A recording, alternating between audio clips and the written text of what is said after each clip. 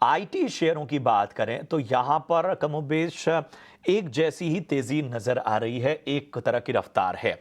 जी हाँ, अगर हम इन्फोसिस को देखें तो यहां भी लगभग 1.25% की से ज़्यादा की तेज़ी हमें नज़र आ रही है। वहीं विप्रो में देखें तो 1.5% की तेज़ी है। इसके अलावा टीसीएस में भी 1.25% से ज़्यादा की तेज़ी हमें इस वक्त नज़र आ रही है। इन्फोसिस देखिए 1.5% के करीब इस वक्त पहुंच गया है। तो आईटी शेयरों पर क्या है नजरिया? संतोष, मैं आपके पास आना चाहूंगा।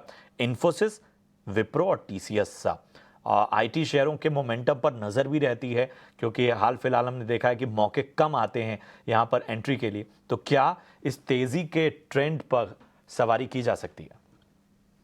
यस सर, तीनों ही स्टॉक इंटरेस्टिंग हो रहे हैं, स्पेशली इन्फोसिस और टीसीएस की बात करें तो इन्फोसिस बहुत ही हेल्दी करेक्शन के बाद अपने 200 दिन के मूविंग एवरेज के आसपास से बाउंस बैक कर रहा है, तो रिस्क रिवॉर्ड काफी फेवरेबल है। मेरे हिसाब से यहाँ से बाउंस बैक आना चाहिए। टीसीएस की बात करें तो वो अपने 100 डे मूविंग पे बाउंस बैक कर रहा है, तो यहाँ भी रिस्क रिवॉर्ड फेवरेबल है। ऊपर में शायद हमको 4000 4050 तक का बाउंस बैक देखने को मिल सकता है। विप्रो में अभी और थोड़ी स्पेस है अपने 100 डे मूविंग एवरेज करने की, जो करीबन 465-66 के आसपास था। तो विप्रो में थोड़ी और स्पेस है, लेकिन हो सकता है यहीं से रिवर्सल कर जाए। तो मेरे को लगता है कि टीसीएस और इन्फोसिस में रिस्क रिवॉर्ड फेवरेबल है खरीदारी के लिए। लेकिन अगर किसी को स्ट्रॉन्ग और स्ट्रेंथ के साथ जाना चाहता है, तो मैंने आज एल&टी टेक्नोलॉजी को डिस्कस किया था। वो स्टॉक में मुझे काफ़ी नज़र आ रही है। मुझे लग रहा है कि शायद आईटी टेक से ये स्टॉक यहाँ से तेज़ी लीड कर सकता है। एक टेक्निकली भी और फंडामेंटली भी सम पॉजिटिव मोमेंटम देखने को मिल रहा है। तो कोई मिड कैप आईटी में ट्रेड करना चाहे तो एल&टी टेक्नोलॉजी और इन्फोसिस और टीसीएस फ्रंटलाइन से रिस्क रिवॉर्ड फेवरेबल नज़र आता है।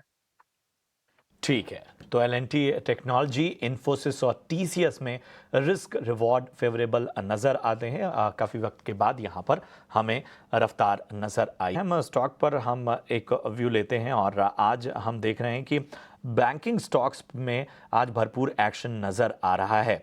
और इन सब के बीच में देखिए, आईओबी लगभग 7.5% की तेज़ी यहाँ पर आईओबी में नज़र आ रही है। वहीं हम देखें सेंट्रल बैंक ऑफ इंडिया, तो यहाँ भी 7% की तेज़ी नज़र आ रही है।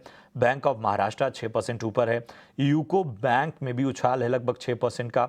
इंडियन बैंक भी लगभग 5.25% ऊपर है। तो कमोबेश हर स्टॉक जो है वो उछाल जो है उसकी, वो ये एक ज़बरदस्त उछाल है। इसे इसे सामान्य उछाल नहीं कहा जाएगा।